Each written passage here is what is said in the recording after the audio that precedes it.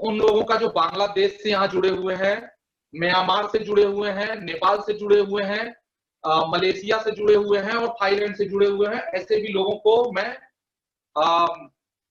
उनका लैंग्वेज जो भी हो, लेकिन अभिवादन मैं करता हूं। मेरा अभिवादन आप स्वीकार करें। आप सभी लोगों का, हम भारत वाले लोगों की तरफ से आप सभी लोगों का बहुत बहुत हार्दिक अभिनंदन, आपका स्वागत। हम आशा करते हैं कि हमारी बात आप तक भले आवाज पहुंचे, भाषा पहुंचे ना पहुंचे, लेकिन हमारी दिल की भाषा आपके तक जरूर पहुंचेगी और हमारे सिस्टम की भाषा जरूर आप तक पहुंचेगी। आप सभी लोगों का एक बार हृदय से बहुत बहुत धन्यवाद।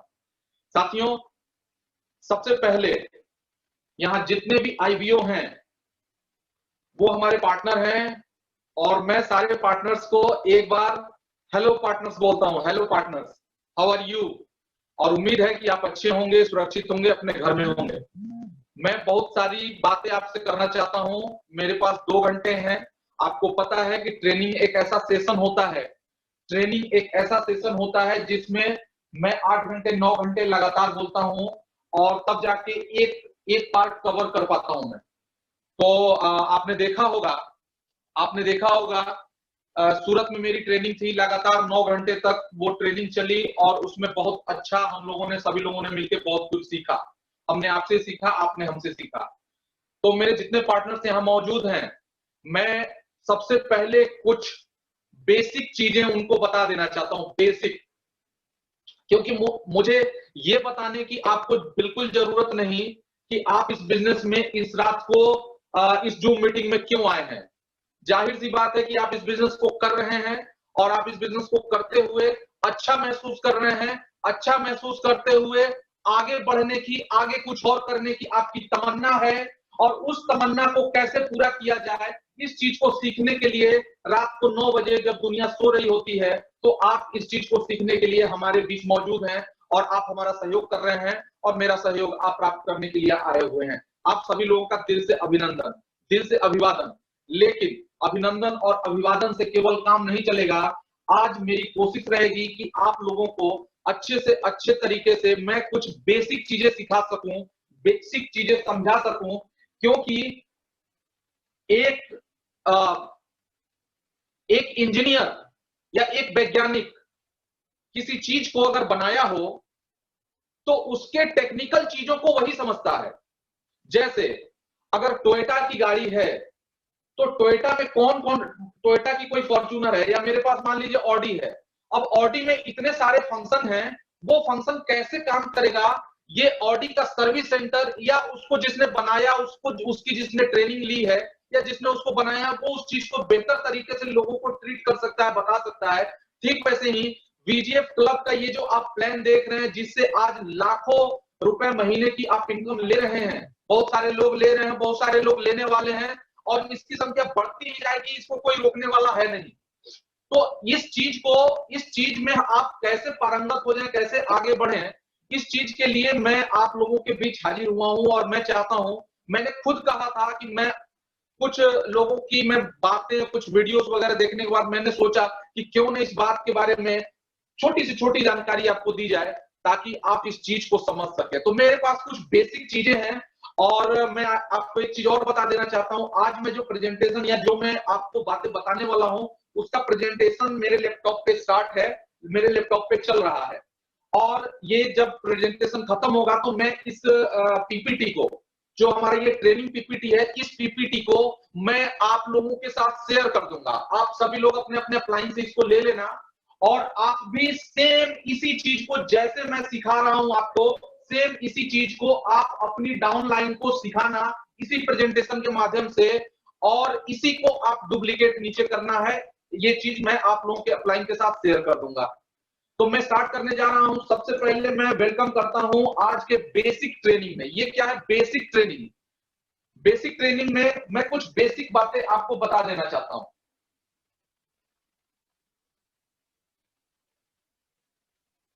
बेसिक बातें में सबसे पहली जो बात है वो ये है कि कुछ लोग इस बिजनेस को अभी भी कोई कंपनी समझ रहे हैं, इस बिजनेस को अभी भी राजीव जायसवाल की कंपनी समझ रहे हैं।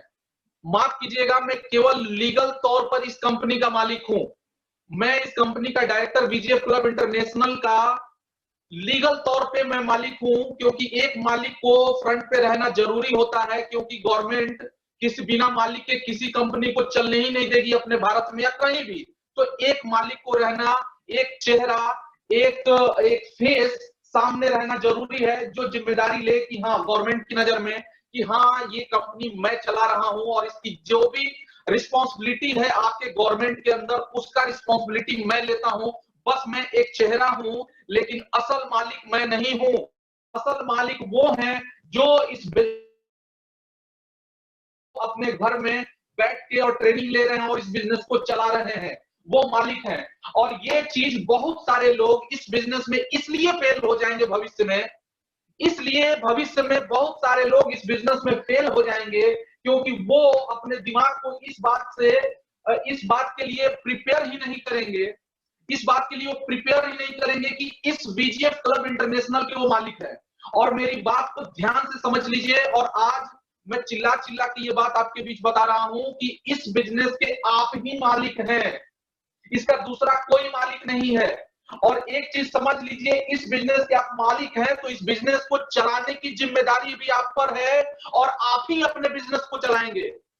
यहाँ पर एक शब्द यूज किया जाता है आईबीओ, यहाँ पे एक शब्द यूज किया जाता है आईबीओ। आईबीओ का मतलब क्या आप जानते हैं क्या होता है? आईबीओ का मतलब होता है independent business honour. Independent business honour का मतलब होता है स्वतंत्र व्यवसाय का मालिक। यानी आप जिस बिजनेस को कर रहे हैं या जो आप वीजीएफ क्लब को देख रहे हैं, इसके आप स्वतंत्र मालिक हैं। यानी आप ये समझ लीजिए कि आपने अपने गांव में, अपने शहर में, अपने बाजार में आपने एक दुकान खोली है, आपने एक शोरूम खोला है, आपने एक फैक्ट्री लगाई है, आपने अपना एक धंधा बिजनेस पानी आपने स्टार्ट किया है, और इस बिजनेस को आपको खुद चलाना है, ना कि आपका पड़ोसी आके चलाएगा, ना कि आपका रिश्तेदार आके चलाएगा, ना कि आपका सहयोगी आके चलाएगा, ना कि आपका दोस्त चलाएगा। चलाना आप ही को पड़ेगा। इस बात को आप अच्छी तरह अपने भेजे में ये बात उतार लीजिए, अपने मगज में ये बात घुसा लीजिए, और जितना जल्दी आप ये बात घुसा लेंगे उतनी जल्दी आप इस बिजनेस में तरक्की कर जाएंगे। कुछ लोगों ने घुसा लिया इस बात को कि मेरा बिजनेस है, मैं ही चलाऊंगा, मेरे अलावा और कोई नहीं चलाएगा। वो सब के सब लाखों रुपए महीने पे पहुंच चुके हैं, और कुछ लोग आज भी ऊपर वाले के, नीचे वाले के, इधर वाले के, उधर वाले के भरोसे बैठे हुए हैं। उनसे ये बिजनेस वो चला नहीं पाएंगे, और उनसे बहुत तकलीफ होगी, क्योंकि अभी उनके अंदर ऑनरशिप का भाव ही नहीं आया। तो ये चीज आप समझ लें कि ये बिजनेस आपका खुद का बिजनेस है, आप ही चलाएंगे तो चलेगा। आपका पड़ोसी, आपका आने वाला, आपकी दुकान हो तो आप पड़ोसी को नहीं कह सकते कि आके मेरा दुकान चलाओ, या आप अपने रिश्तेदार को, नातेदार को, या किसी को और व्यक्ति को नहीं कह सकते कि आप आके और मेरा दुकान चलाओ। वो ऐसा नहीं होता है। इसलिए सबसे पहला और बेसिक चीज ये है कि आप अपने दिमाग में इस बात को अच्छी तरह माइंडसेट बना ले कि ये बिजनेस मेरा है, और इस बिजनेस को मैं ही चलाऊंगा, और मैं ही इसका मालिक हूं, और मेरे चलाने से ही ये बिजनेस चलेगा, बाकी किसी के चलाने से नहीं चलेगा। पहली और बेसिक बात। दूसरी बात कि किसी भी बिजनेस को चलाने के लिए अनुभव की आवश्यकता होती है। किसी भी बिजनेस को चलाने के लिए अनुभव, एक्सपीरियंस की आवश्यकता होती है, और उस एक्सपीरियंस की आवश्यकता की पूर्ति के लिए आपके पास दो रास्ते हैं। या तो आप अपना समय, पैसा और टाइम, समय, पैसा और अपना एनर्जी गंवाएं, और तब उस चीज को आप नॉलेज को हासिल करें, जिसमें आपको हो सकता है 6 महीना, 1 साल, 2 साल, 3 साल, 5 साल लग जाए। और या तो आपके पास दूसरा रास्ता यह है कि एक अनुभवी व्यक्ति जिसने अपने जीवन के 20 साल इस कॉन्सेप्ट को दिया, इस बिजनेस को दिया, उसके अनुभव, और जो भी आपकी अपलाइन सीरीज के लोग हैं जिन्होंने इस बिजनेस से अच्छा खासा सीख लिया है और इस बिजनेस से उनके पास कुछ अनुभव है, इस बिजनेस के वैसे लोगों के कहे हुए बातों पर, उनके अनुभव से आप ले, उनका अनुभव आप ग्रहण करें, और अपना रास्ता अपने हिसाब से आप तय करें। अनुभव आप ले सकते हैं, और आप अपना एक्शन आप खुद कर सकते हैं। ये चीज का आप ध्यान रखें। यानी इस बिजनेस के आपको अनुभव के लिए इस बिजनेस को चलाने के लिए अनुभव चाहिए, और अनुभव मेरे जैसे या आपके अपलाइन जैसे जो इस बिजनेस में ग्रो कर रहे हैं, जो इस बिजनेस में ट्रेनिंग देते हैं, मीटिंग करते हैं, मोटिवेट करते हैं, उनकी ट्रेनिंग में आके सीखना पड़ेगा, अनुभव लेना पड़ेगा। और ये चीज अगर आप लेते रहेंगे तो निश्चित तौर पे आप भी हमारी तरह एक अनुभवी व्यक्ति बन जाएंगे, और आपको 20 साल, 5 साल, 10 साल नहीं लगाना पड़ेगा। मुश्किल से 3 महीने, 4 महीने में आप एक अनुभवी व्यक्ति हो जाएंगे और आप इस बिजनेस में बहुत बड़ा ग्रो कर जाएंगे। ये इस बिजनेस की हकीकत है। आइए तीसरी बात मैं आपको बता सकता हूं, जितना वक्त आप इस बिजनेस में सीखने में लगाएंगे, आप इस बिजनेस को उतने अच्छे तरीके से चला पाएंगे और उतना जल्दी ये बिजनेस चलना शुरू हो जाएगा। क्यों? क्योंकि ये बिजनेस में कुछ है ही नहीं, आपका कुछ नहीं है, हमारा कुछ नहीं है, केवल इस बिजनेस में सीखने का ही काम है। भाई ना 2,500 आप कंपनी को देते हो और ना 2,500 का कोई प्रोडक्ट लाके आपको बेचना है। इस बिजनेस में 2,500 या 1,700, अभी तो 1,700 फिर 2,500 हो जाएगा, 2,550 रुपया हो जाएगा। इस चीज को ना आपको कोई उसका प्रोडक्ट मिलता है और ना ही आप किसी कंपनी में इन्वेस्टमेंट करते हो।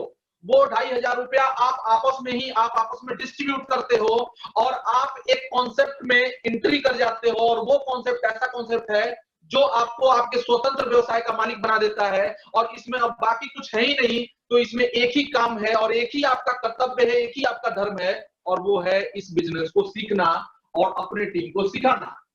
यानी आप इस बिजनेस को जितना सीखेंगे, जितना सिखाएंगे, उतना आपका ये बिजनेस चलने वाला है। चौथी बात कि आप सबसे पहले आप अपने अंदर गर्व की भावना पैदा करिए, गर्व की भावना। जब तक आप अपने अंदर गर्व की भावना नहीं करेंगे, आप गर्व से ये बात अपने भावनात्मक तरीके से अपने दिमाग में बिठा लीजिए कि आप अपने परिवार, अपने समाज, अपने देश की हालो हालात बदल सकते हैं। ये बिजनेस इतनी ताकत रखता है, ये बिजनेस, ये कॉन्सेप्ट, ये पीपीपी बिजनेस मॉडल इतनी ताकत रखता है कि आपके परिवार के, आपके समाज के और आपके देश के तकदीर को बदल देगा। यहाँ हर व्यक्ति स्वावलंबी बनेगा। जैसा कि आपको पता है, हमारे प्रधानमंत्री ने अभी कहा कि आत्मनिर्भर बनो। किस बात का आत्मनिर्भर बनो? यानी किसी के भरोसे मत रहो, किसी से नौकरी मांगने मत जाओ। नौकरी मिले तो ठीक है, नहीं तो अपने पैर पे खड़े हो जाओ। और ये बिजनेस आत्मनिर्भर बनने का बिजनेस है। और अगर आपने इस बिजनेस को सीख लिया तो विश्वास मानिए, आप इस बिजनेस में आत्मनिर्भर बनके ना केवल अपने परिवार का आप भला कर सकते हैं, आप अपने परिवार के सपने पूरा कर सकते हैं, बल्कि आप अपने समाज का, अपने राज्य का और अपने देश का भी बहुत बड़ा भला कर सकते हैं। आप जब किसी भी देश का नागरिक, उसकी इनकम, उसकी आमदनी जब हैवी हो जाती है, उसका पर कैपिटल इनकम, अगर उसके पब्लिक का पर कैपिटल इनकम अगर हैवी हो जाता है, ज्यादा हो जाता है, ग्रो कर जाता है, उसकी अर्थव्यवस्था सुधरने लगती है। और ये चीज हम और आप कर सकते हैं।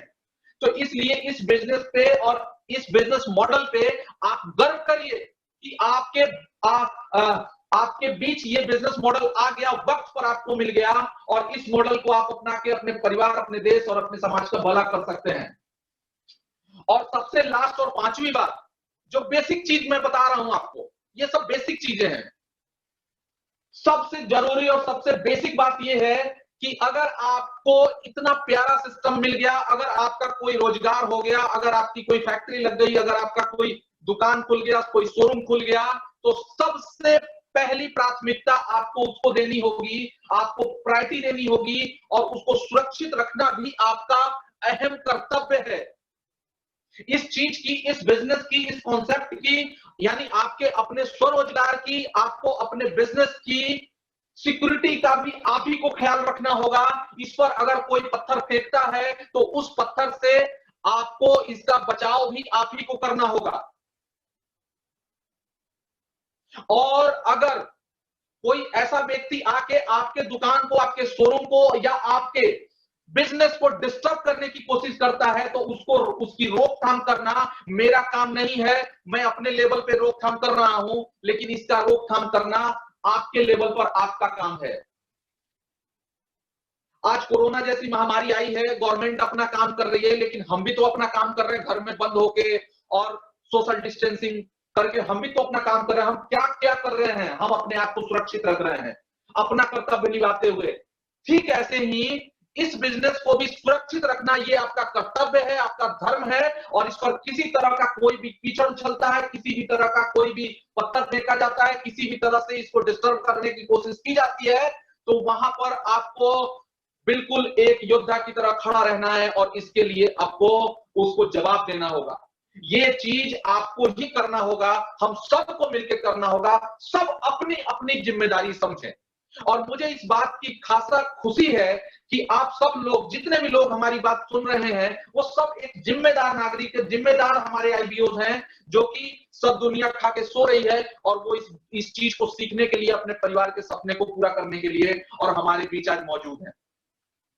साथियों, ये जो 5 बातें हमने बताई, ये 5 बेसिक बातें थी, और मैं उम्मीद करता हूं कि आपको ये बेसिक बातें समझ में आई होंगी इस चीज को। और जितने भी लोग अगर अभी भी उनके पास डायरी नहीं हो, अगर उनके पास अगर डायरी ना हो, तो डायरी और पेन जरूर ले लें। हो सकता है कि यहाँ पर हम कुछ लिखे तो आपको ना दिखे या ना समझ में आए, लेकिन मेरी आवाज को जरूर सुनिएगा, हम आपके दिल में अपनी बात पहुंचाने में सफल हो जाएंगे, क्योंकि मेरी आवाज जो है वो आपके दिल तक पहुंचेगी, ऐसा मैं विश्वास करता हूं, ऐसा मैं भरोसा करता हूं।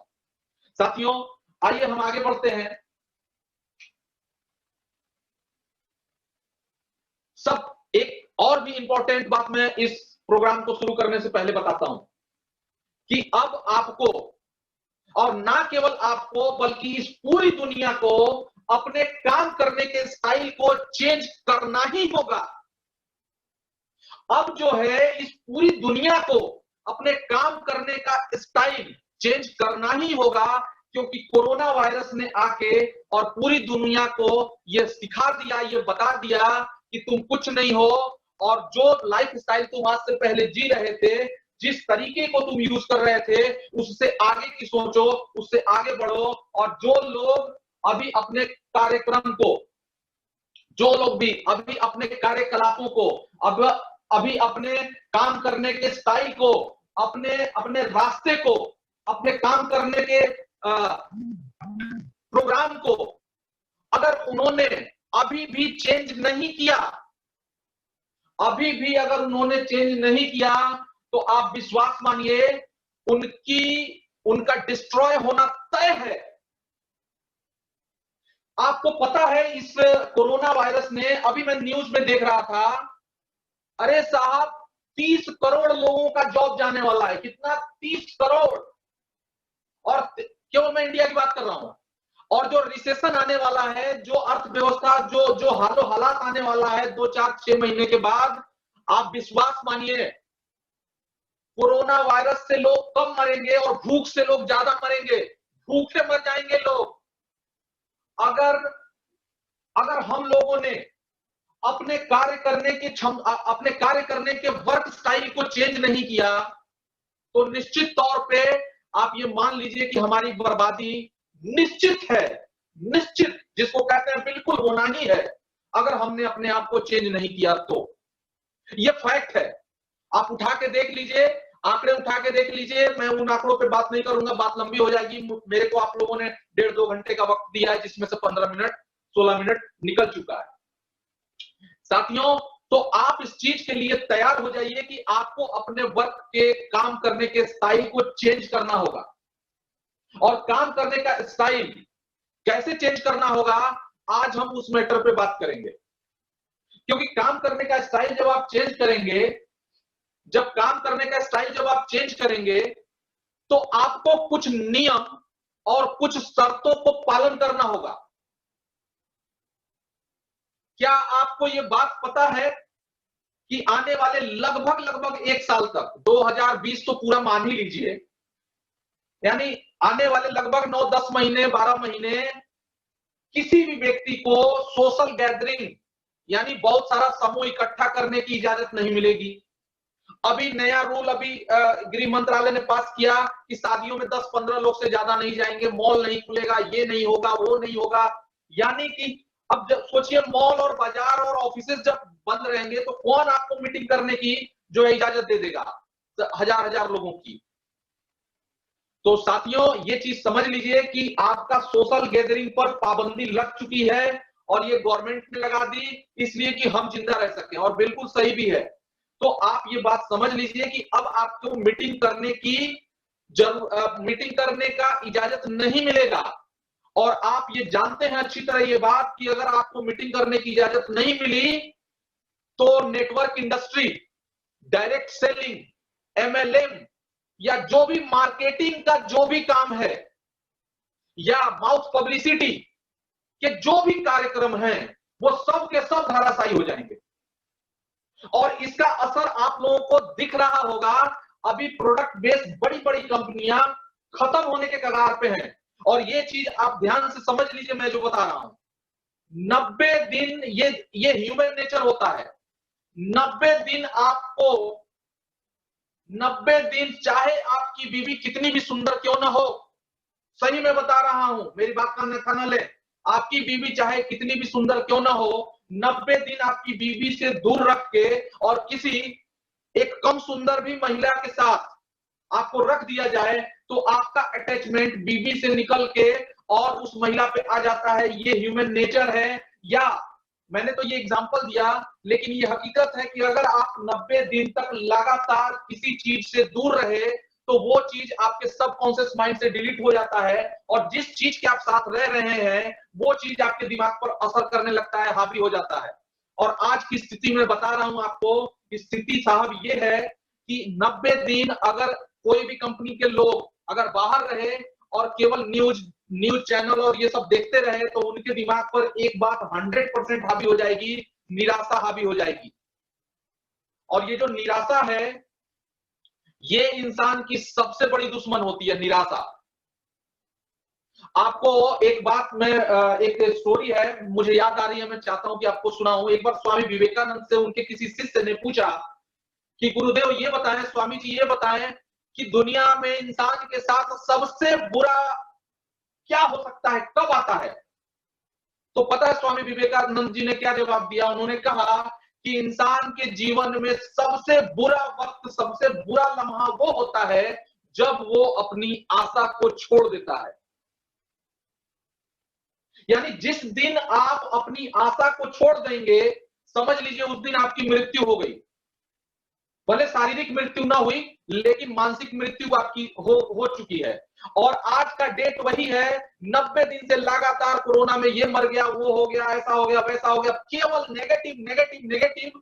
और कोरोना का कम और हवा का ज्यादा असर होके और आज लोग बिल्कुल हताश, निराश और उदास होकर बैठे हुए हैं। आज आप स्थिति देख रहे हैं, हर राज्य सरकार अपने लोगों को खाना दे रही है, पीना दे रही है, जो भी कर सकती है कर रही है, लेकिन आज लेबर और मजदूर जिन पर निराशा हावी हो गई है वो ये सोच के अपने मुंबई से, पंजाब से और पता नहीं कहां से वो भाग के पैदल ही हाईवे पे निकल जा रहे हैं। जानते हैं क्यों? क्योंकि उनके दिमाग में ये निराशा भर गई है कि साला मरना ही है तो हम विदेश में जाके, परदेश में क्यों मरे, चलो अपने गांव में ही मरेंगे। जबकि ऐसा कुछ नहीं है, वो सब जहां थे वहां रह सकते थे, इत्मीनान से रह सकते थे, गवर्नमेंट सारा चीज कर रही है, लेकिन फिर भी लोगों को इतना नेगेटिविटी उन पर हावी कर दी गई कि वो बेतहाशा अपने सफर को चालू किए हुए हैं और भाग के आ रहे हैं। कहने का मेरा मतलब ये है कि लगातार आप किसी भी चीज से अपनी अगर नजदीकी बना लें, किसी बुरे चीज से नजदीकी बना लें तो वो बुरा चीज आप पर हावी हो जाता है, और किसी अच्छे चीज से आप नजदीकी बना लें तो अच्छा चीज आप पर असर करने लगता है। तो हम जिस चीज की बात करने जा रहे हैं वो अच्छा ही नहीं, बेहतर ही नहीं, सर्वश्रेष्ठ है, जिसको कहते हैं वीजीएफ क्लब इंटरनेशनल। एक सर्वश्रेष्ठ प्लान, एक सर्वश्रेष्ठ बिजनेस मॉडल, एक सर्वश्रेष्ठ कॉन्सेप्ट, एक सर्वश्रेष्ठ सिस्टम, एक ऐसा सिस्टम जो आपके पूरे नसीब को चेंज कर सकता है, पूरे नसीब को चेंज कर सकता है, और कर भी रहा है बहुत सारे लोगों का। अब रही बात कि ये सिस्टम क्या है, हम सिस्टम पे बात करेंगे कि ये बिजनेस कैसे चलता चला जाएगा। आप अगर चाहें और अगर आप इस बिजनेस को सीख लें और मैं जो बातें बोल रहा हूं उसको आप इंप्लीमेंट कर लें, तो आप विश्वास माने कि आप इस बिजनेस को ऑटो पायलट मोड में चला सकते हैं। ऑटो पायलट में मोड, आप क्या जानते हैं ऑटो पायलट मोड क्या होता है? जब हवाई जहाज एक निश्चित एक निश्चित स्तर पे पहुंच जाता है, एक निश्चित ऊंचाई पे पहुंच जाता है, उसके बाद वहां पर उसको ऑटो पायलट मोड पर छोड़ के और उसके पायलट कहीं भी बाथरूम जा सकते हैं, कहीं भी घूम सकते हैं, कोई भी अपना अपना अदर काम कर सकते हैं। अब उस पायलट को अब उस प्लेन को ऑटो पायलट चला रहा होता है। ऑटो पायलट मोड इस व्यवस्था को कहते हैं। और ये बिजनेस भी ऑटो पायलट मोड में चलना शुरू हो जाएगा अगर आप इस सिस्टम को समझ लें। लोग सबसे ज्यादा मेहनत करते हैं, इसीलिए वो सफल नहीं होते, जबकि ये बिजनेस मेहनत करने का है ही नहीं। आप बताइए मैं कितना मेहनत करता हूं, ये बताइए कमलेश जी कितना मेहनत करते हैं, बताइए अल्पेश भाई, या जो सीएमसी अचीवर जिनका 5 दिन 7 दिन 1 साल 10 दिन 15 दिन में जो सीएमसी हो जा रहा है, लाख 1.5 लाख रुपया उनको फिक्स हो जा रहा है, 5 लाख 8 लाख राशि जी जैसा 2-4-5 लाख रुपया जो फिक्स हो जा रहा है, वो कितना मेहनत कर रहे हैं, क्या मेहनत कर रहे हैं? क्या उस किसान से ज्यादा मेहनत कर रहे हैं? क्या उस रिक्शे वाले उस लेबर से ज्यादा मेहनत कर रहे हैं जो दिन भर बेचारा खुदाई चलाता है? नहीं, ये मेहनत करने का बिजनेस तो है ही नहीं। ये बिजनेस है सिस्टम को फॉलो करने का और सिस्टम के हवाले अपनी टीम को कर देने का। आज जिस दिन एक इंसान इस बिजनेस में सिस्टम के हवाले अपनी टीम को करना सीख जाता है और अपने आप को सिस्टम के हवाले कर देता है, फिर वो सिस्टम उसका बिजनेस चलाना शुरू कर देता है। और ज्यादातर लोग इस चीज को सीखते ही नहीं है कि what is the system. System को इंग्लिश में, सिस्टम तो इंग्लिश नाम है, लेकिन इसको हिंदी में क्या कहते हैं? हिंदी में कहते हैं संयंत्र।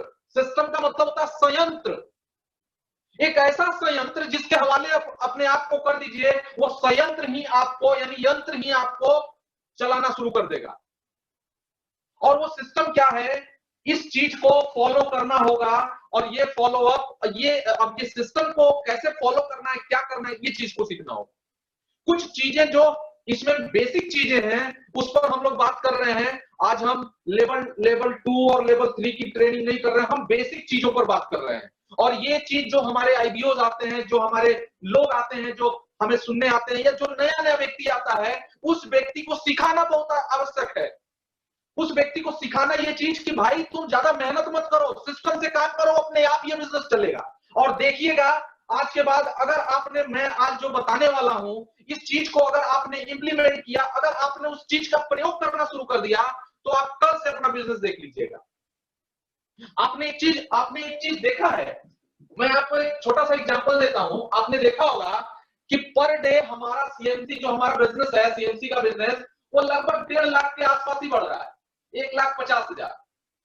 मैं पूछ रहा हूं कि आदमी बढ़ रहे हैं, मीटिंग हो रहा है, आदमी बढ़ रहे हैं, तो आदमी बढ़ रहे हैं तो फिर ये भी तो बढ़ना चाहिए न। अब जितने आदमी बढ़, ज्वाइनिंग आ रही है 150 पर डे, 1.5 लाख रुपए का सीएमसी पर डे आ रहा है, मतलब लगभग 300 लोग रोज बढ़ रहे हैं ना। तो 300 लोग ही क्यों बढ़ रहे हैं? वो 300 को डुप्लीकेट हम क्यों नहीं कर पा रहे हैं? आखिर प्रॉब्लम कहां आ रही है? जिस दिन हम इस चीज को गहराई को समझ जाएंगे, हमारा बिजनेस डबल और ट्रिपल होना शुरू हो जाएगा और हर महीने हम जंप मारेंगे डबल का। मैं गारंटी लेता हूं, मैं इस बात की गारंटी लेता हूं कि केवल आप इस सिस्टम को फॉलो करना शुरू करिए। ये इतना जबरदस्त सिस्टम होगा कि दुनिया देखती रह जाएगी, सारी दुनिया ये परेशान होगी कि हम करें क्या, और आप सब लोग 10-10, 20-20 लाख रुपए महीने कमा रहे होंगे। ये ऐसा सिस्टम बन के तैयार हो चुका है आज के डेट में। तो आइए हम उस सिस्टम पे चलते हैं और उस सिस्टम पे बात करते हैं कि आखिर वो सिस्टम क्या है। साथियों, हम जिस सिस्टम की बात कर रहे हैं, इसको कहते हैं वीजीएफ साइकिल सिस्टम।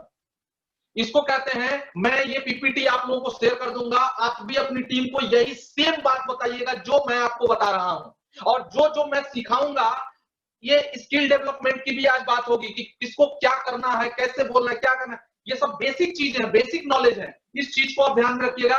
इसको कहते हैं वीजीएफ साइकिल सिस्टम। अब वीजीएफ साइकिल सिस्टम क्या है, मैं आपको बताता हूं। ये एक प्रकार का साइकिल है। आपने साइकिल देखा होगा, यहाँ पे इसके 2 पहिए होते हैं, यहाँ पे एक चेन लगा होता है, यहाँ पे इसका पैडल होता है, यहाँ पे इसका हैंडल होता है, और यहाँ पे इसकी सीट होती है।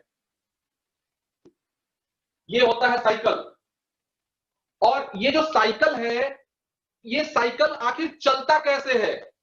तो इसके 3 महत्वपूर्ण इंपॉर्टेंट पार्ट हैं। नंबर एक जो पार्ट है उसको कहते हैं, वो होता है अगला पहिया, उसको कहते हैं प्रोस्पेक्ट क्रिएटर। ये जो पहिया होता है यानी साइकिल का एक जो भाग होता है उसको कहते हैं प्रोस्पेक्ट क्रिएटर। प्रोस्पेक्ट क्रिएटर कौन होता है? जो निचले स्तर पे काम करता है। और प्रोस्पेक्ट क्रिएटर की जो ट्रेनिंग होती है वो होती है 3 महीने की। यानी 3 महीने में प्रोस्पेक्ट क्रिएटर अगर आप बन गए अच्छे प्रोस्पेक्ट क्रिएटर, तो आप विश्वास मानिए कि आपका बिजनेस फिर दुनिया की कोई ताकत नहीं रोक पाएगी, दुनिया की कोई ताकत। अब प्रोस्पेक्ट क्रिएटर क्या करता है, कैसे करता है, वो हम आगे बात करेंगे। लेकिन फिलहाल आप समझिए कि इस साइकिल का पहला पहिया को कहते हैं प्रोस्पेक्ट क्रिएटर, जो लोगों को इस बिजनेस में शामिल करता है, लाता है। दूसरा जो इसका पार्ट है उसको कहते हैं मोटिवेटर एंड प्लानर।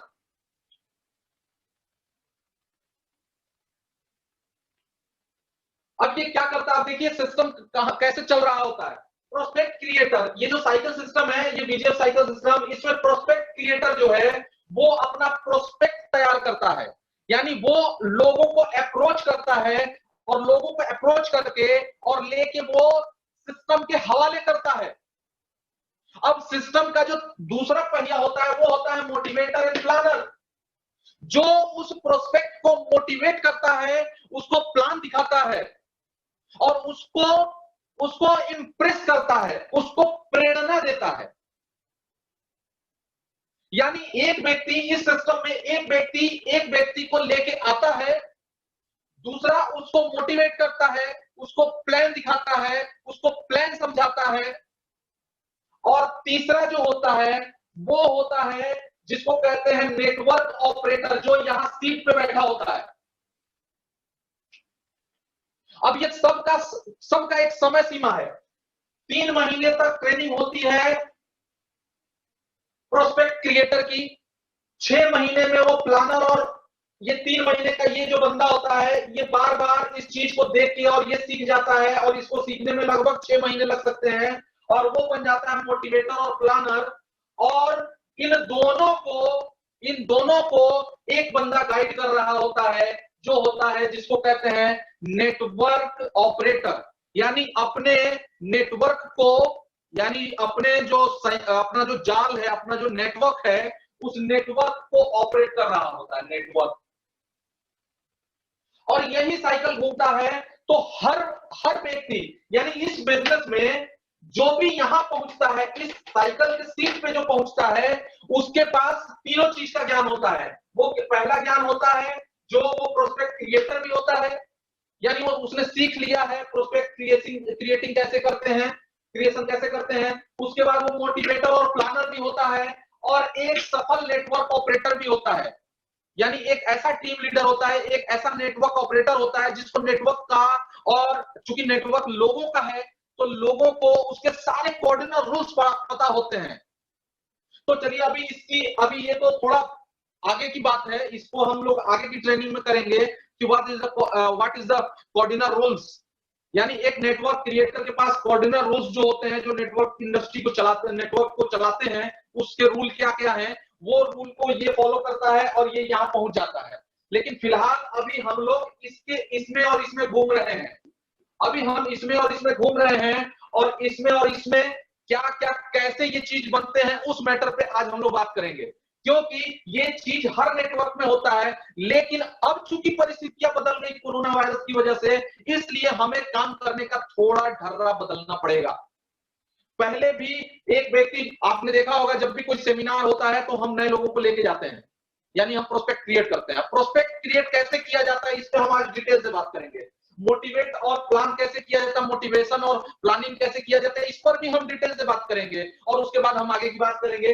और ये जो नेटवर्क ऑपरेटर होता है इस पर हम बाद में कभी ट्रेनिंग रखेंगे, क्योंकि यहाँ पर कुछ ऐसी बातें होती हैं जो हम ऐसे पब्लिक प्लेस पे या पब्लिक डोमेन पे या किसी डिजिटल प्लेटफॉर्म पे नहीं बता सकते। बहुत ऐसी बातें हैं जो हम यहाँ पर नहीं बता सकते, इसलिए उसके लिए हम कहीं एक होटल बुक करते हैं, अपने जो मेन लोग होते हैं उनको हम बुलाते हैं और वहां पर ये सब सारी चीजें सिखाई जाती है, जो हम आने वाले कुछ समय के बाद करेंगे जब हमें इजाजत मिलेगी। अभी फिलहाल हम इन दो चीजों पर फोकस करेंगे। ये दो चीजों पर आप सभी लोगों ने अगर फोकस कर दिया, अगर आप लोगों ने इस चीज पर फोकस कर दिया, तो विश्वास मानिए आपका बिजनेस यूं नहीं चला, अगर तूफान के रफ्तार से नहीं चला, तो आप जो कहिए सो मैं मानने को तैयार हूं। और मुझे उम्मीद है कि मैं आपको अपनी बात डिलीवर अच्छे से कर पा रहा हूं। यस या no? Yes sir. Yes sir, yes sir. मेरी आवाज, विकास ठाकुर जी की आवाज बहुत स्लो आ रही है मेरे पास। आ रही है सर, मुझे आ रही है, आ रही है, आपकी आवाज परफेक्ट आ रही है। अब मैं आगे बढ़ता हूं।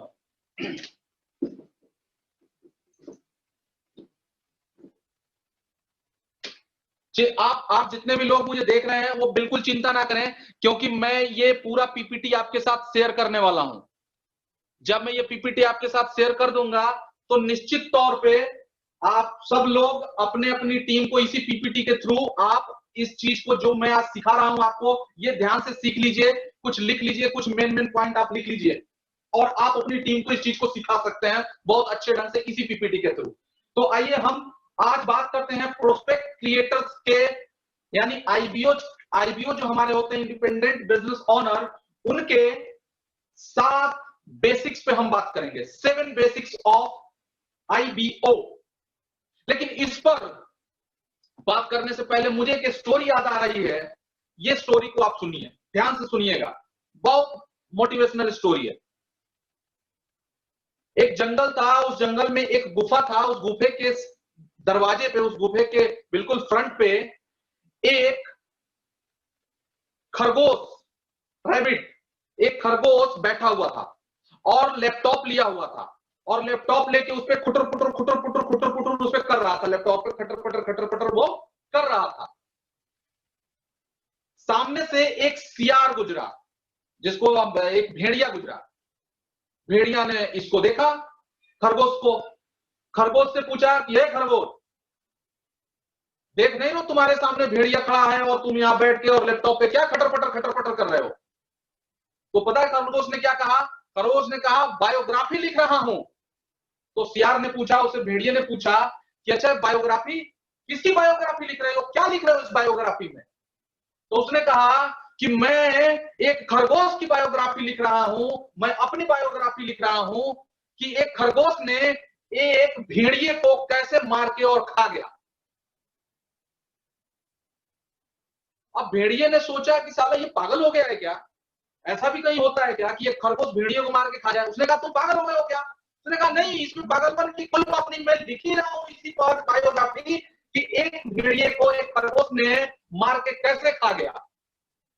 तो उसने कहा कि ओके ठीक है, आओ ठीक है, मुझे दिखाओ कैसे कैसे तुम ये काम कर सकते हो। उसने कहा चलो चलो आते हैं, चलो चलते हैं अंदर इस गुफा के अंदर।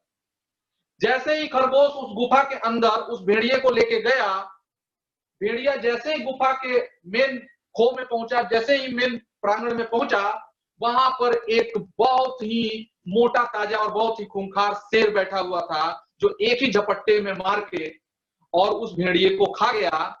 और खरगोश को बोला कि अब फिर तू जा और फिर जाके अपना बायोग्राफी लिख। और फिर खरगोश बाहर गया और फिर उसने लैपटॉप उठाया और फिर खटर पटर करने लगा। यानी इस कहानी से हमें क्या शिक्षा मिलती है? ये कहानी क्या बताना चाहती है?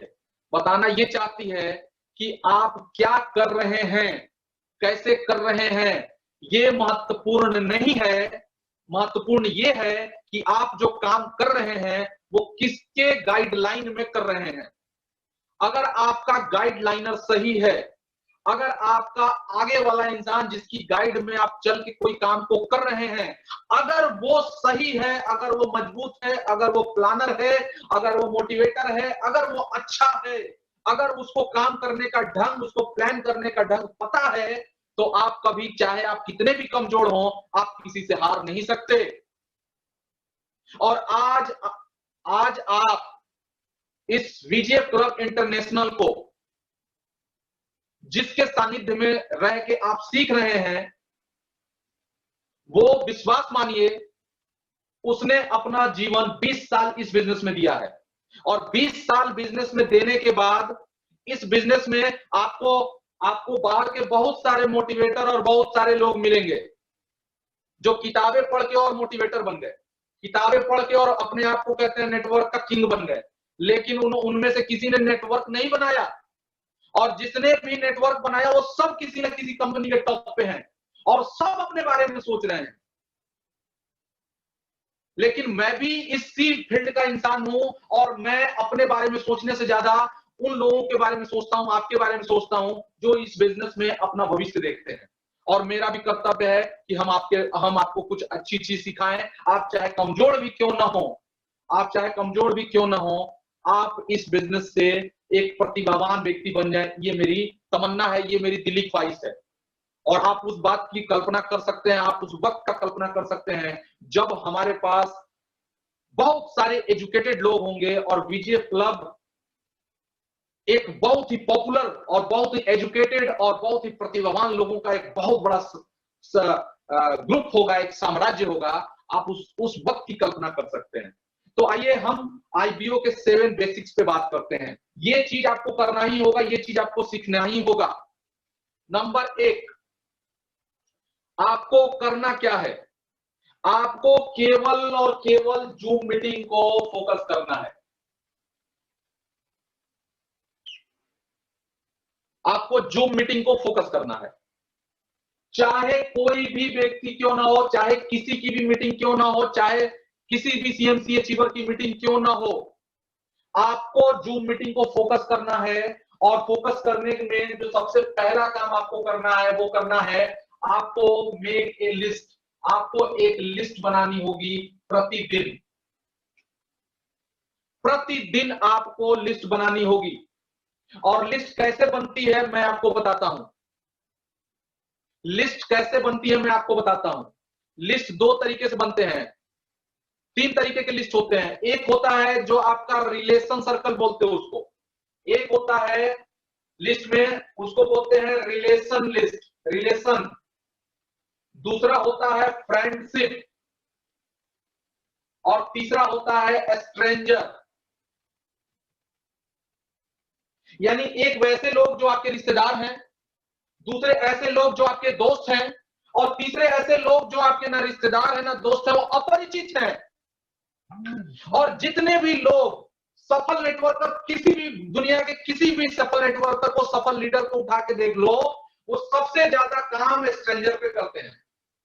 यानी अनजान लोगों को जिस दिन आप अपने आप से जोड़ना सीख गए, उस दिन आप इस बिजनेस के मास्टर। जिस दिन आप अनजान लोगों को ड्राइव करना सीख गए, उस दिन इस बिजनेस का मास्टर। आप जिस दिन आप इसमें मेक ए लिस्ट का पूरा कहानी सीख गए, उस दिन आप इस बिजनेस के मास्टर। यानी आपको प्रतिदिन लिस्ट बनना चाहिए। आपके पास एक प्रॉपर डायरी होनी चाहिए, प्रॉपर डायरी। क्या आप कोई बिजनेस स्टार्ट करते हैं, जब आप कोई बिजनेस स्टार्ट करते हैं तो क्या उसमें बही खाता नहीं होता? बिल्कुल। आप अपना एक बही खाता रखते हैं, जिसको दिवाली में बहुत सारे लोग उस पर स्वास्तिक का निशान बना के पूजा पाठ करते हैं। एक डायरी रखते हैं जिसमें उनका उधार, बाकी हिसाब किताब, लेखा जोखा, सारी चीजें उसमें लिखी होती है। क्या ईमानदारी से दिल पे हाथ रख के बताइए, आपने वीजीएफ क्लब इंटरनेशनल के पीपीपी बिजनेस मॉडल को शुरू कर दिया, पब्लिक प्राइवेट पार्टनरशिप जैसे विशाल और एक बहुत बड़े सिस्टम के आप हिस्सा बन गए, और आपके पास अपनी डायरी है? मुझे पता है 90% लोगों के पास नहीं हो। और मैं आपको अपनी डायरी दिखाता हूं, 1 मिनट रुकिएगा।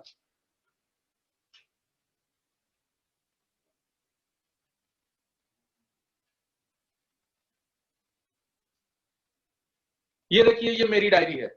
मेरे पास लैपटॉप भी है, सब चीज है, लेकिन मैं अपनी डायरी रखता हूं और इस डायरी में सारे टारगेट लिखे होते हैं, सारी चीजें लिखी होती हैं। मैं कोई भी ऐसा बात नहीं कहता जो मैं नहीं करता। मैं वही बात कहता हूं आपसे और वही बात आपको कह रहा हूं करने के लिए, जो मैं करके यहां तक पहुंचा हूं। यानी मैं अपना अनुभव आपके साथ शेयर कर रहा हूं। आप लिस्ट बनाना सीख लीजिए। आपके डायरी में 3 पन्ने हो, आपके डायरी में जितने पन्ने हो उसमें 2-2 4-4 पन्ने का एक ग्रुप बना लीजिए और उसमें रिश्तेदारों का नाम और उनका मोबाइल नंबर एक तरफ, फ्रेंड सर्किल के नाम और मोबाइल नंबर एक तरफ, और स्ट्रेंजर के मोबाइल और नाम एक तरफ। कैसे अब ये कैसे जनरेट होगा? जितने भी कंपनी द्वारा दिए गए जो भी पोस्टर्स होते हैं, जो भी बैनर्स होते हैं, जो भी कुछ आपको दिया जा रहा है, उसको अपने रिश्तेदारों को भेजना है, उसको अपने दोस्तों को भेजना है, और उसको अदर बिजनेस जितने भी जो ग्रुप बने होते हैं, व्हाट्सएप ग्रुप, कुछ फैमिली ग्रुप है, कुछ भी बना होता है, उसमें आपको भेजना है। और उसमें बहुत ही अच्छे शब्दों में, बहुत ही मोटिवेटेड शब्दों में, बहुत ही अच्छे लैंग्वेज में कुछ बातें लिखी होती है, जिसको लोग पढ़ेंगे अगर, तो पढ़ने के बाद निश्चित तौर पे आपको कॉल करेंगे। तो अगर आपका रिलेशन वाला है, कॉल कर रहा है, तो उसका नाम, उस रिलेशन वाले का नाम और उसका मोबाइल नंबर और उसका शहर आपके डायरी में अंकित हो जाना चाहिए, चाहे वो ज्वाइन करे या ना करे। क्योंकि जो नेटवर्क इंडस्ट्री के बड़े और काबिल लोग हैं, उनकी एक ही पूंजी है, उनकी डायरी और उनका लिस्ट। जिसके पास जितनी बड़ी लिस्ट, उसके पास उतना बड़ा नेटवर्क, ये कहा जाता है।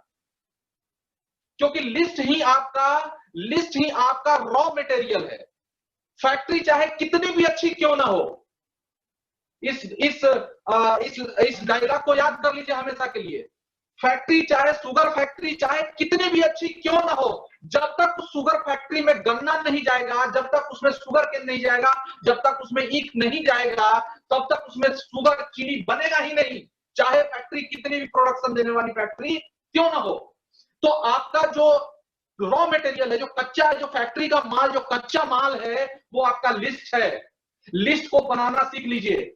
जैसे ही आप दूसरे ग्रुप में या कहीं भी याद करके, कहीं भी जैसे भी हो, आपका लिस्ट पर डे 2 नए लोग आपके लिस्ट में जुड़ने ही चाहिए, हर कीमत पे जुड़ने चाहिए।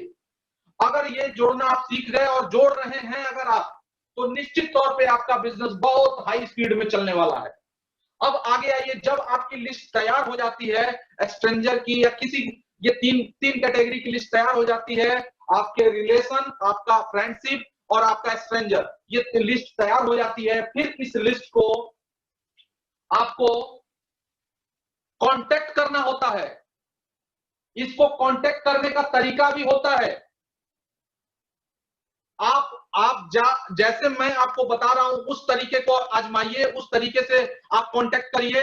निश्चित तौर पे आपको, मान लीजिए वो वीजीएफ जानता हो या ना जानता हो, लेकिन कांटेक्ट करने का तरीका होना चाहिए आपके पास। आज मैं आपको बताता हूं कांटेक्ट कैसे किया जाता है।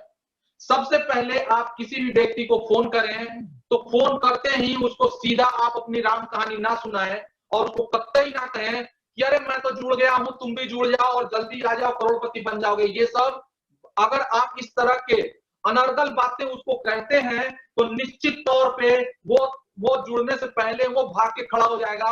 वो सोचेगा कि साला अपने फंसा है और हमें फंसाने आ गया। सबसे पहला रिएक्शन उसके दिमाग में जो जाएगा, उसके जो कॉन्शियस माइंड में जो जाएगा, क्योंकि ये माइंड जो है, ये बहुत खतरे को देखते ही पहले वो भागना शुरू करता है। इसलिए कभी भी किसी व्यक्ति से कांटेक्ट करते वक्त उसको खतरे का एहसास भी नहीं होना चाहिए। अगर आपने उसको खतरे का, और आप जाने अनजाने में खतरे का एहसास करा ही देते हो, और इसलिए वो व्यक्ति नहीं जुड़ता, भाग जाता है। कांटेक्ट करने का तरीका क्या है, मैं बताता हूं। अगर मान लीजिए आपका कोई रिश्तेदार है या कोई भी व्यक्ति हो, तो उसे कांटेक्ट करने का तरीका क्या है। अगर रिश्तेदारों से तो आप कैसे अभिवादन करते हैं आप जानते हैं, लेकिन मैं स्ट्रेंजर से बताता हूं। Hello sir, how are you, क्या हाल चाल है सर, कल आपका एक कॉल आया था मेरे पे, या सर कल आपका एक मिस कॉल आया था, और सर कल हम आपसे बात नहीं कर पाए थे, सर आज मेरे पास टाइम है, मैं चाहता हूं सर 2 मिनट आपसे बात करना चाहता हूं, क्या सर आपके पास टाइम है। सबसे पहले उससे अपॉइंटमेंट लीजिए। जब आप उससे अपॉइंटमेंट लेंगे, तो आप छुपे हुए शब्दों से, यानी आप अपने तरीके से आप उसको मनोवैज्ञानिक तौर पे उसको एहसास दिला रहे हैं, आप उस व्यक्ति को एहसास दिला रहे हैं कि वो बहुत ही महत्वपूर्ण व्यक्ति है, एक इतना सभ्य और सज्जन व्यक्ति उससे उसका टाइम मांग रहा है। हेलो, ये बहुत ही इंपॉर्टेंट तरीका है। मैं आज इस लेवल पर भी लोगों से बात करता हूं तो कहता हूं सर क्या आपके पास 2 मिनट का टाइम है, मैं बात करना चाहता हूं। मैं अपने दोस्त से भी बात करता हूं, रिश्तेदार से भी बात करता हूं, स्ट्रेंजर से भी बात करता हूं, किसी से ये मेरा बात करने का स्टाइल है। मैं उससे कहता हूं कि hello sir, how are you sir, बहुत दिन हो गई आपसे बात किए हुए, सर 2 मिनट का टाइम है कि हम लोग बात कर सकते हैं क्या? तो वो कहता अरे राजीव जी, अरे अहो भाग्य हमारे जो आपने हमें कॉल किया, बताइए बताइए सर क्या हालचाल है। हो सकता है आपके साथ ऐसा ना हो, लेकिन उसको ये एहसास जरूर हो जाएगा कि ये एक सज्जन व्यक्ति है और मैं एक कीमती व्यक्ति हूं। ये दो चीज आप उसको मनोवैज्ञानिक तौर पे आपने उसको उसके सबकॉन्शियस माइंड में डाल दिया। अब आइए दूसरी बात, जब वो कहे कि हाँ हाँ बोलिए बोलिए सर मेरे पास टाइम है, तो उसको फिर उसके परिवार का हालचाल जरूर पूछिए। सीधा मुद्दे पर तो आना ही नहीं है कभी किसी कीमत पे, मुद्दे पे नहीं आना।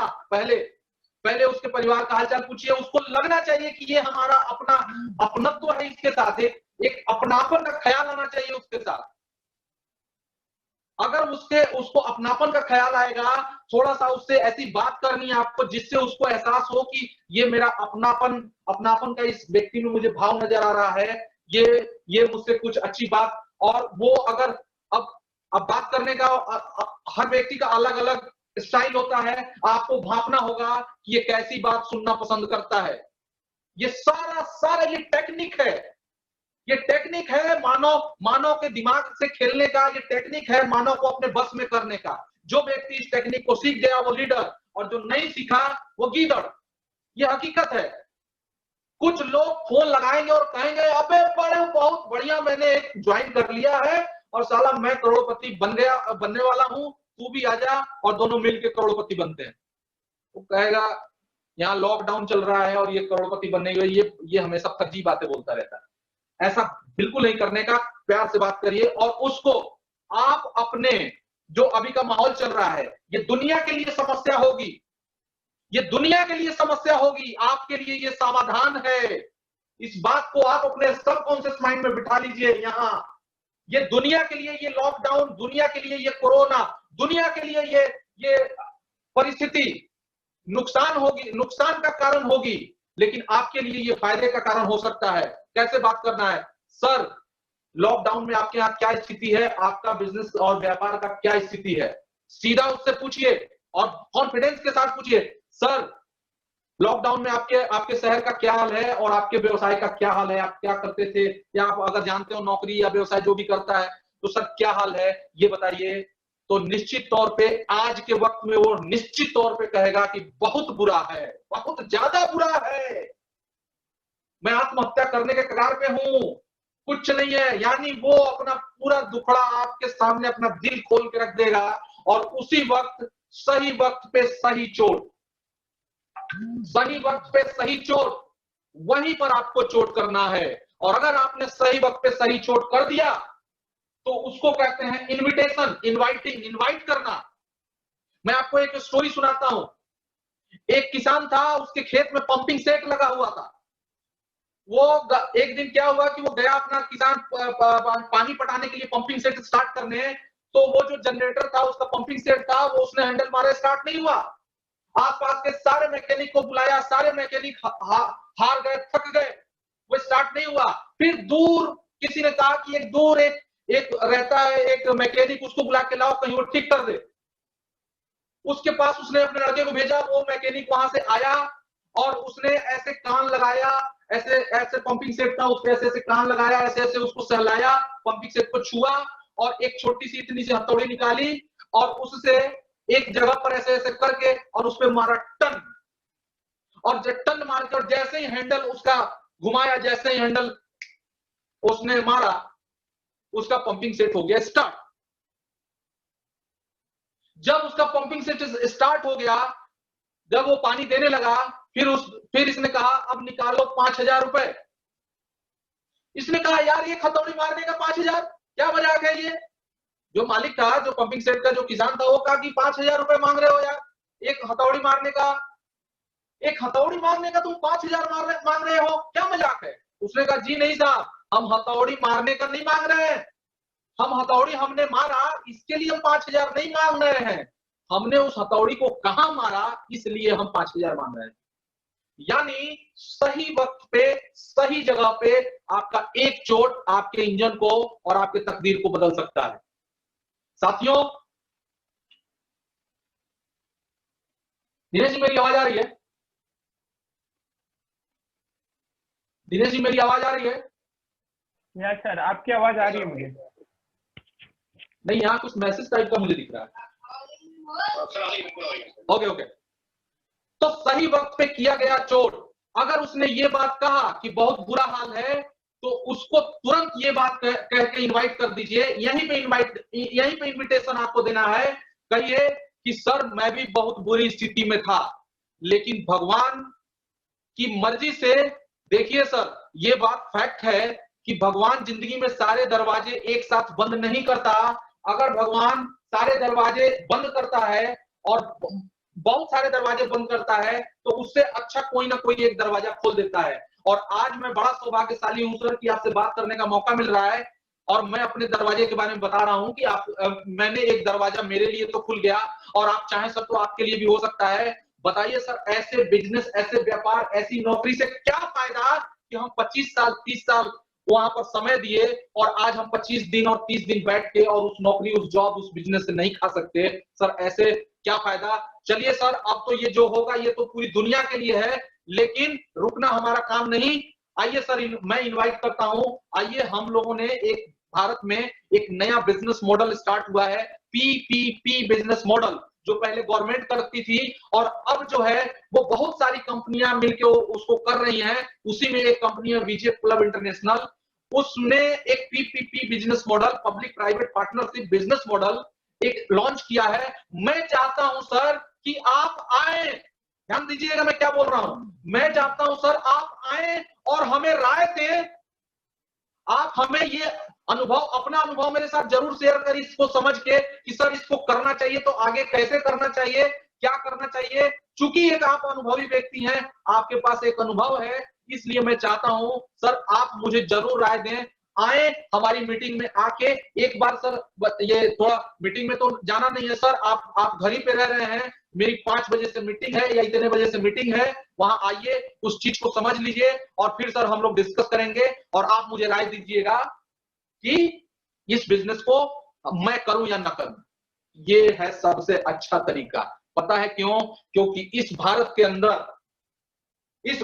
अंदर कुछ लोग दे या ना दे, लेकिन राय मुफ्त में देता है, और राय देने के लिए लोग आतुर होते हैं, मतलब वो उत्साहित होते हैं कि कोई हमसे राय पूछे, मेरी आवाज कोई सुन ले, बस राय देने वो पहुंच जाए। और ये चीज आपको, इसी मनोविज्ञान को आपको अपनाना है, और वहीं पर उसको राय देने के बहाने अपने मीटिंग को उसको लिंक भेज देना है, और आपको उसको तरीका बता देना है कि सर ये जूम मीटिंग है, ऐसे ऐसे होता है, और सर यहां पर आ जाइए। ज्यादा नहीं, पर डे 2 लोगों को, 3 लोगों को, 4 लोगों को भेजना है, जो आप जितना को आप संभाल सके, जितनों को आप फॉलो कर सकें। क्योंकि जब आप इनवाइट करेंगे तो वो मीटिंग में आएगा। अब मीटिंग में आएगा तो मीटिंग में कैसे उसको क्या करना है ये हम आगे वाले बताएंगे। जब ये पहिए, जो पहला पहिया है ये अपना काम निपटा दिया, अब दूसरे पहिए का काम शुरू होगा। वो दूसरा पहिया का क्या काम होगा वो मैं समझाऊंगा अभी बाद में। पहले पहिया का काम आप सीख लीजिए, क्योंकि सबसे ये जरूरी है। सबसे पहले पहला पहिया जो है प्रोस्पेक्ट क्रिएशन, ये बहुत जरूरी होता है। क्रिएटर बनिए, पहले प्रोस्पेक्ट क्रिएट करना सीख लीजिए आप। तो उसके बाद आता है फॉलो अप। अब वो मीटिंग में गया, अब वो मीटिंग में जाने के बाद वहां से निकला, अब वहां पर उसने क्या देखा, किसी ने कहा 3500 करोड़ आएगा, किसी ने कहा 50 लाख आएगा, किसी ने कहा 2 करोड़ आएगा, और उसको आज के डेट में फूटी कौड़ी नहीं आ रहा है, वो कहेगा ये सब ब्लफ मास्टर हैं। अब इस चीज को आपको कैसे करना है? आपको फॉलो अप में सबसे पहला बात करना है, सर वहां तो 3500 करोड़ और पता नहीं कितना कितना बताया गया, लेकिन हकीकत यह है कि सर मैं ये मानता हूं कि सर अगर 2 लाख रुपए महीना भी आ जाए तो अपना क्या जाता है सर। यानी वो जो आसमान पे उसको जो चीजें, क्योंकि प्लान में तो उसको बताया गया जो हकीकत है, लेकिन एक इंसान के पास इतनी औकात ही नहीं होती है कि वो 3500 करोड़ के बारे में सोच सके। वो तो साला 35,000 रुपए के लिए इस समय तरस रहा है।